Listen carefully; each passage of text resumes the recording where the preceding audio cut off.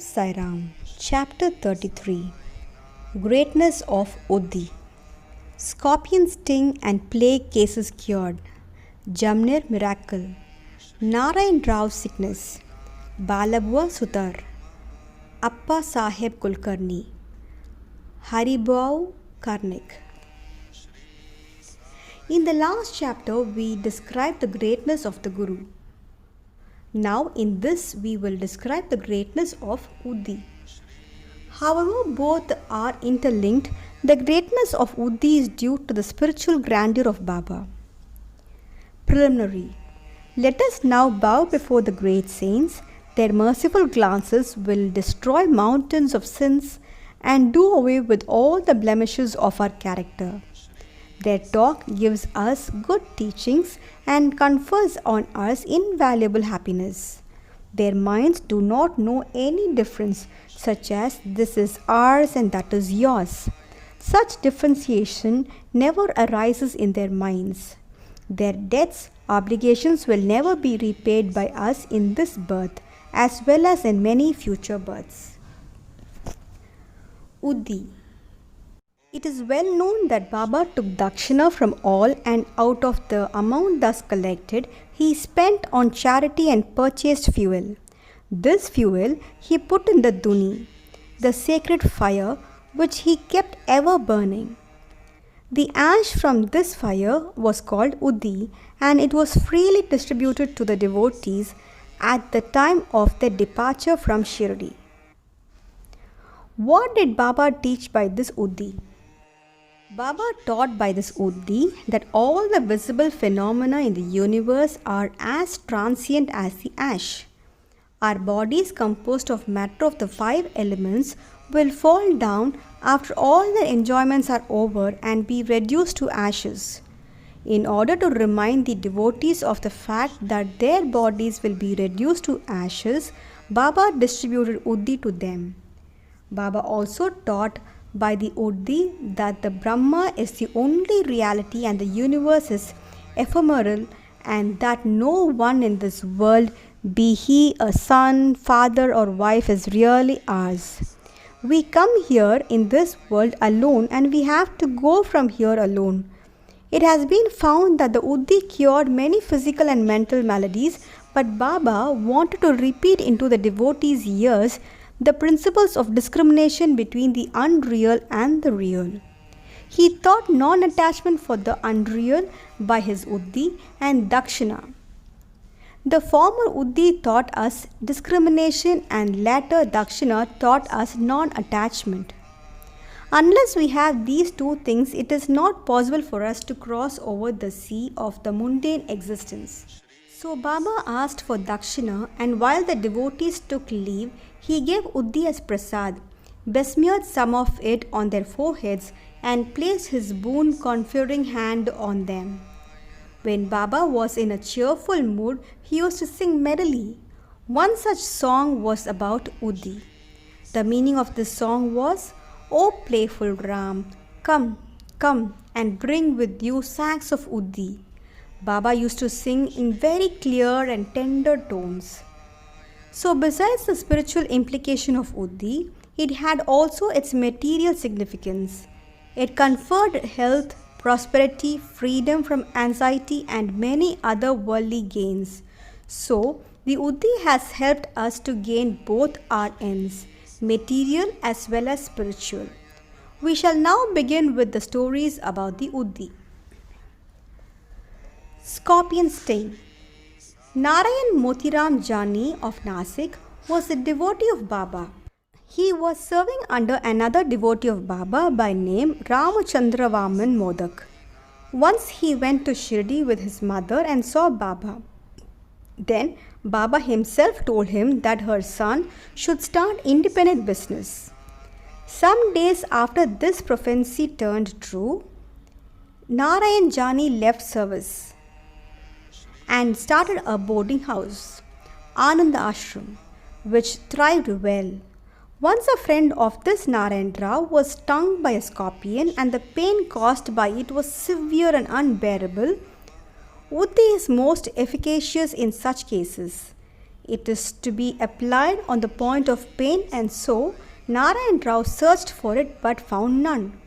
Then he stood before Baba's picture and invoked Baba's aid, chanted Baba's name, and taking out a pinch of ashes of the joss stick, burning in front of Baba's picture and thinking it as Baba's Uddhi, applied it on the seat of pain and the sting. As soon as he moved his fingers, the pain vanished, and both the persons were moved and felt delighted. Bubonic plague case. Once a devotee in Bandra came to know that his daughter, who was studying in another place, was down with bubonic plague. He had no Uddhi with him, so he sent word to Nana Sahib Chandorkar to send the same. Nana Sahib got this message en route Thana railway station when he was travelling with his wife to Kalyan. He had no Uddhi with him then. He therefore took up some dust from the road, meditated upon Sai Baba, invoked his aid and applied it to his wife's forehead. The devotee was very glad to learn that his daughter, who was suffering for 3 days, began to improve from the very moment Nana Sahib invoked Baba's aid near the Thane railway station. The Jamner miracle. In the year 1904-05, Nana Sahib Chandorkar was Mamaltar at Jamner in the Khandesh district, which is more than 100 miles from Shri. His daughter, Mainatai, was pregnant and was due to deliver. Her case was very serious and she was suffering from labor pains for the last 2 or 3 days. Nana Sahib tried all remedies but in vain. He then remembered Baba and invoked his aid. There in Shirdi, one Ramgir Bua, whom Baba called Babu Girbua, was leaving for his native place in Khandesh. Baba called him and told him to stop at Jamner on his way home and give the Uddhi and Aarti to Nana Sahib. Ram Girbua said that he had only 2 rupees with him and this amount was barely sufficient for the railway fare up to Jalgaon, and it was not possible for him to go from Jalgaon to Jamner, a distance of about 30 miles. Baba assured him that he need not care as everything would be provided for. Then Baba asked Shyama to write a well-known Aarti composed by Madhav Adkar and gave a copy of it with Uddhi to Ram Girbua to be delivered to Nana Sahib. Then, relying on Baba's words, Ram Girbua left Shirdi and reached Jalgaon at about 2:45 am. He had only 2 annas left with him and he was in a plight. To his great relief, he heard somebody calling out, "Who is Babu Girbua of Shirdi?" He went to him and told him that he was Babu Girbua. Then the person professing to be sent by Nana Sahib took him to an excellent tonga with a good pair of horses. They both drove in it. The tonga ran fast and early in the morning they came to a brooklet. The man took the horses for watering them and he asked Ram Girbua to partake of some eatables. On seeing the beard and moustache and the livery of the person, Ram Girbua suspected him to be a Muslim and was unwilling to take any refreshments from him, but he satisfied Ram Girbua by saying that he was a Hindu, a Kshatriya of Garhwal, and that Nana Sahib had sent these refreshments and there should be no difficulty in its acceptance. Then both of them took the refreshments and started again. They reached Jamner at dawn. Ram Girbua alighted to attend a call of nature and returned within a few minutes but found that there was no tonga and no driver. He was dumbfounded. Then he went to the neighbouring kacheri and on making inquiries learned that the Mamaltar was at home. He went to Nana Sahib's house and gave to Nana Sahib Baba's Uddhi and Aarti. At this time, Mainitai's case was in the most serious condition and all were in deep anxiety about her. Nana Sahib called out his wife and asked her to give the Uddhi mixed with water to their daughter to drink. He thought that Baba's help was most opportune. In a few minutes came the news that the delivery was safe and the crisis had passed away. When Ram Girbua thanked Nana Sahib for the pune, tonga and the refreshments, etc., the latter was greatly surprised as he had sent none to the station and was not aware of any person coming from Shirdi. Mr. B.V. Dev of Thana, retired Mamaltar, made inquiries about this matter with Bapu Rao Chandorkar, son of Nana Sahib and Ram Girbua of Shirdi, and after satisfying himself wrote an elaborate article, part prose and part poetry, in the Shri Sai Leela magazine. B.V. Narasimhaswamy has also taken down the statements of Manitai, Babu Sahib Chandorkar and Ram Girbua, dated 1st June 1936, 16 September 1936 and 1st December 1936 respectively, and published them in his Devotees' Experiences Part 3. The following is quoted from Ram Girbua's statement. One day, Baba called me to him and gave me a packet of uddi and a copy of Baba's Aarti. I had to go to Kandesh at that time. Baba directed me to go to Jamner and told me to deliver the Aarti and uddi to Nana Sahib Chandorkar at Jamner.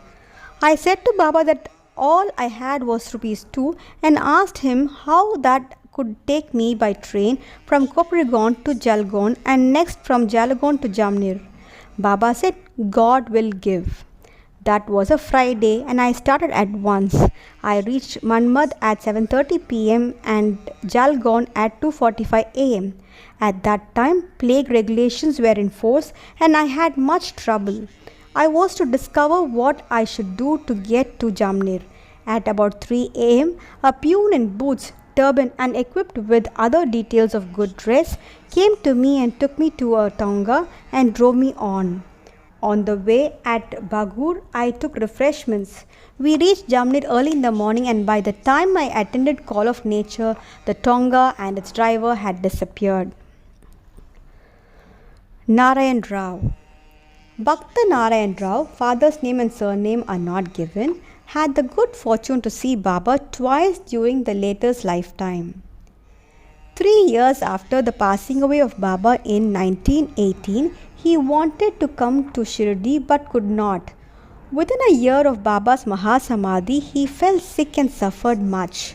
All possible remedies gave him no relief, so he meditated on Baba day and night. One night, he had a vision. Baba came through a cellar, comforted him, saying, "Don't be anxious. You will be improving from tomorrow and within a week you will be on your legs." Narayan Rao got perfectly well within the time indicated in the vision. Now the point for consideration is this. Was Baba living because he had the body, or was he dead because he left it? No, Baba is ever alive, for he transcends both life and death. He who loved him wholeheartedly gets response from him at any time and at any place. He is always by our side and will take any form, appear before the devout Bhakta and satisfy him. Appa Sahib Kulkarni. In 1917, Appa Sahib Kulkarni was transferred to Thana and began to worship Baba's picture presented to him by Bala Sahib Bhatte. In real earnest, he did the worship. He offered flowers and sandal paste and naivedya daily to Baba in the picture and longed intently to see him. In this connection, it may be remarked that seeing Baba's picture earnestly is equal to seeing him in person. The following story illustrates the statement. Balabua Sutar. A saint of Mumbai named Balabua Sutar, who on account of his piety, devotion and style was called Modern Tukaram, came to Shirdi for the first time in 1917. When he bowed before Baba, the latter said, "I have known this man for 4 years. Balabua wondered and thought how could that be, as that was his first trip to Shirdi. But thinking about it seriously, he recollected that he had prostrated himself 4 years ago before Baba's portrait in Mumbai and was convinced about the significance of Baba's words.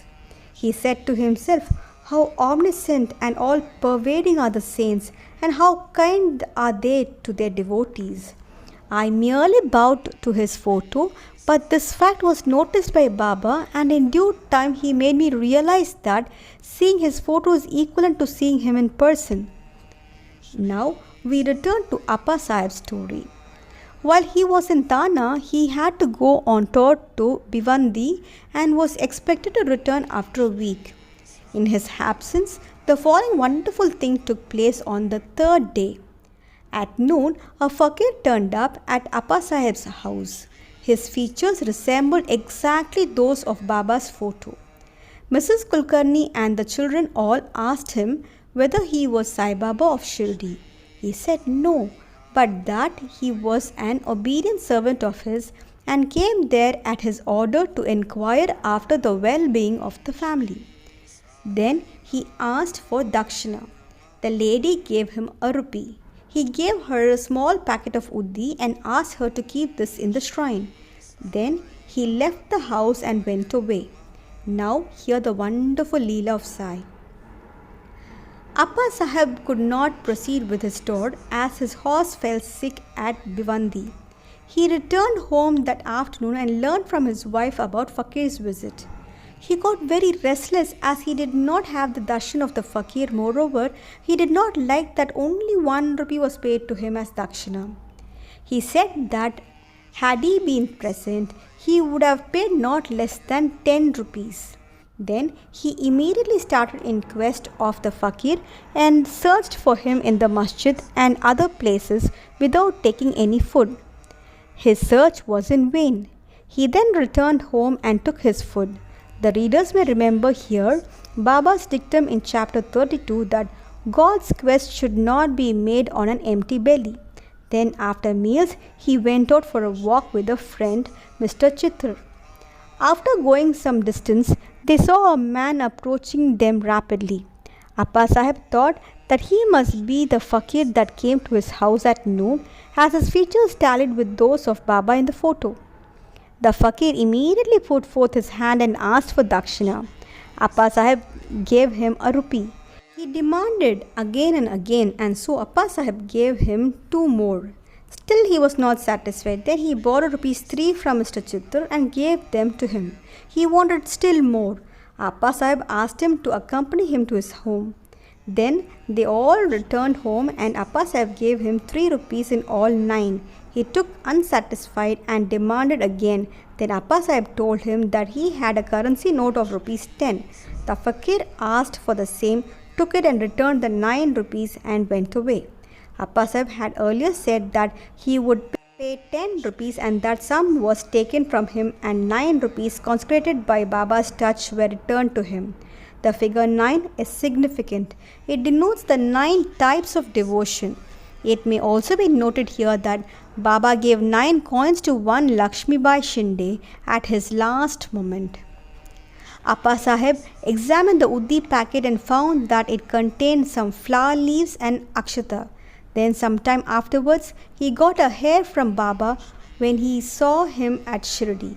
He put the uddi packet and the hair in a tabiz and wore it always on his arm. Appa Sahib realized the power of the uddi. Though he was very efficient, he got rupees 40 as pay in the beginning.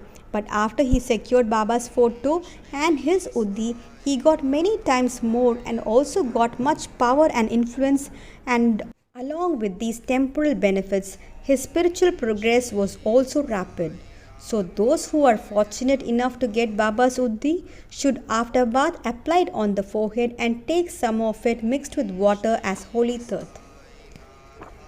Hari Bau Karnik. In 1917, Hari Bau Karnik of Dahanu, Thana district came to Shirdi on the Guru Purnima day in the month of Ashada and worshipped Baba with all formalities. He offered clothes and dakshina and after taking Baba's leave, got down the steps of the masjid. Then he thought that he should offer 1 more rupee to Baba and was just turning to climb up again, when Shama signalled him by gesture that as he had got Baba's leave, he should go and not return. So he started for home. On his way, when he went into the temple of Kala Ram at Nasik for darshan, the Saint Narsingh Maharaj, who used to sit inside the temple, came to Haribhava, caught him by his wrist, and said, "Give me my 1 rupee." Karnik was surprised. He paid the rupee most willingly and thought that Sai Baba recovered the rupee which he intended in his mind to give through Saint Narsingh Maharaj. This story illustrates the fact that all saints are one and illustrates how they work in unison. Bow to Shri Sai. Peace be to all.